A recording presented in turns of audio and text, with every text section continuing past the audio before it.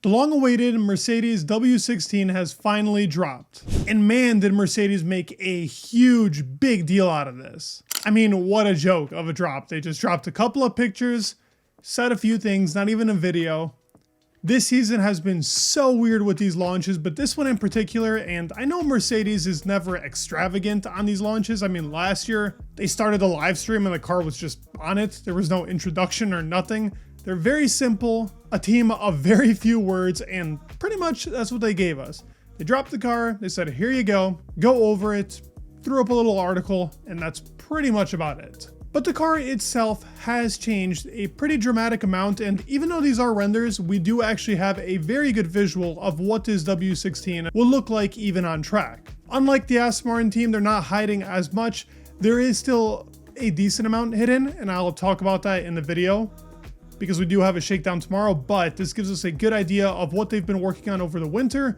James Allison also talks about it in these articles, so I can go over what he says as well. So with that being said, let's go over the new Mercedes car for the 2025 F1 season. Looking at these two pictures, and while it isn't the same angle, you can already tell a difference, and you can see that they've now dramatically enhanced the overbite on the car. And while some people do think it's pretty much the same update from Aston, it's not. It is different. Those side pod inlets are done differently. The vertical inlet goes all the way down to the bottom where that underfloor is. So we're definitely going to talk about that more as we get to the side view, but let's talk about the front wing that's changed. This side-by-side comparison is used somewhere in the mid-season of 2024 when they changed the front wing from that crazy innovation they had in the beginning of the season.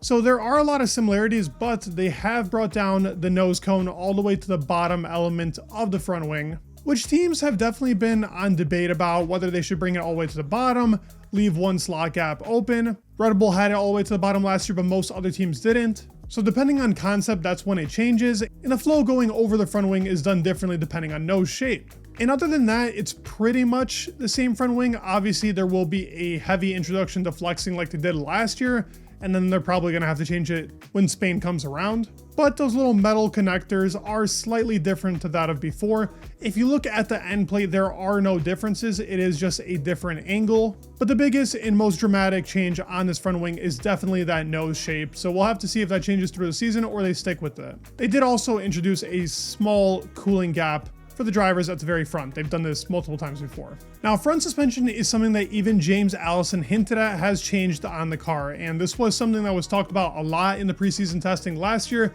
because they were one of the only teams to have two different types of front suspensions used in those 3 days of testing. And I don't believe we're going to see that again because last time that experiment didn't work out and they ended up retaining a front suspension with less anti-dive, and you can see a little bit of curve that they've added just to dictate the flow a little bit better going over those front suspension arms. But the actual geometry of them isn't much different except for the wishbone in the back there. And as you can see, they are clamping on pretty much onto that front nose. Similar to 24, but even more enhanced. And there was a lot of talks about them changing some parts of the front suspension midway through the season. It really helped with corner balance. When we were in that mid part of 2024, that's when they were really strong. And suspension, believe it or not, is one of the most important pieces to these cars during these regulations. That is something that Adrian Newey stated back in 2023, and teams have really put a lot of effort in both the front and the rear to get a far more stable car. James added also that every aerodynamic surface that you can pretty much see on the car has changed, and especially if you're looking from this view, the side view, which we particularly don't see these cars when it's on TV, but in pictures, this is one of the most common views, and you can see how much they've changed the whole side pod area, even towards the back part of that engine cover. As I stated earlier, the side pod inlet has changed. It's pretty dramatic on how big it is, and it looked like, at least from that picture, and it looked like the actual vertical part and the horizontal part are disconnected from each other. At least from that image when looking at the side pod, you can see that the halo has slightly changed. They haven't added anything like a Cobra element like the other teams have. The way the belly of the side pod has changed, with it being a little bit more out rather than it being just flat out going to the rear part of the car. Kind of similar to the AMR 24, at least in that sense. And towards the rear part of the car, the engine cover between side pod area is a bit larger, but there's a bit more curve being added there to help dictate the flow towards the rear part of the car.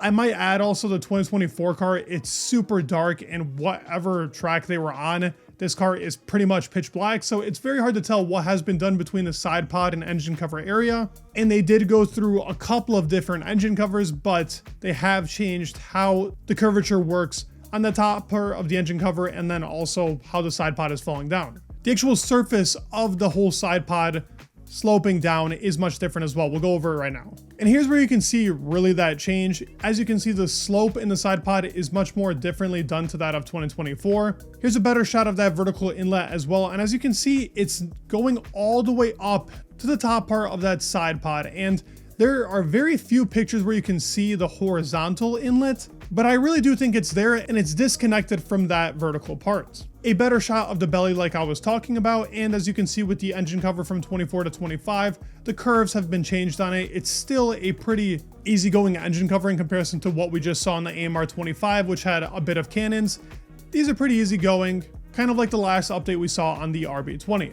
And it does look like they've messed a little bit with the mirrors as well. For more reduced drag, we constantly see these teams going through different innovations on these mirror wings, so this has been the common trend to just have it skinnier and reduce drag. Now the floor, there are some changes here even with it being digitally altered in my opinion. As you can see, the barge board has slightly changed, it's a bit sharper, and if you look towards where that chassis area is, the bump is bigger than it was on the 2024 version to help with that space on that vertical inlet after going over the suspension arms and really that front wing, helping the flow make it to the rear part of the car. And as you can see, they always use these strakes that go from the inside of the car all the way down to the floor. That part of the strake has changed, but with these images, it almost looks like it's not made correctly. So I did point that out, but it's very possible that the images themselves just weren't digitalized correctly, but we'll have to see in the future. It's not a huge change, but something to be noted. Cooling on the car has pretty much stayed the same. Now, if you actually look at the rear part of the car, you will see where they have changed it just slightly. They have also had cooling before on the top part of the side pod. Let's see if they reintroduce that, but you can also see from this image, the Petronas, how it's differently put onto the car, and the actual shape of the side pod is much better shown in this picture. Now the rear suspension of the car, we've seen it on the Aston Martin, we've seen it on the Williams. There is slight variation there, but it's not too visually different to our eyes, but they have said to have put a lot of work in the rear and the front suspension to help with stability and cornering, and really balance is the key here with everything. Lastly, we have a rear wing shot, and you can see that they have gone for a new beam wing, regardless of this being digitally altered. We finally have some new elements on the rear part of the car.